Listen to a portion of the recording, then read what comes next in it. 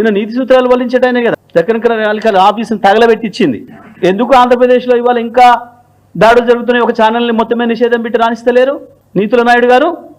2 నిమిషాల్లోనే తెలిసింది నీకు ఇక్కడ పూర్తి కాకముందే, మా పిల్లల నిరసన పూర్తి కాకముందే తెలిసేసింది నీకు సమాచారము. ఎట్లా తెలిసింది? నీది కాబట్టి, జరుగుతున్నదంతా నీది కాబట్టి, నీ నీడలో నడుస్తుంది కాబట్టి, నీ డైరెక్షన్లో నీ కన్సర్న్లో నడుస్తుంది కాబట్టి తెలిసింది ఆ నిమిషంలో. మా తెలంగాణలో చాలా జరిగినాయి దాడులు, మరి మా వాళ్ళ మీద తెలవలేదు. ఎక్కడి నీతులు?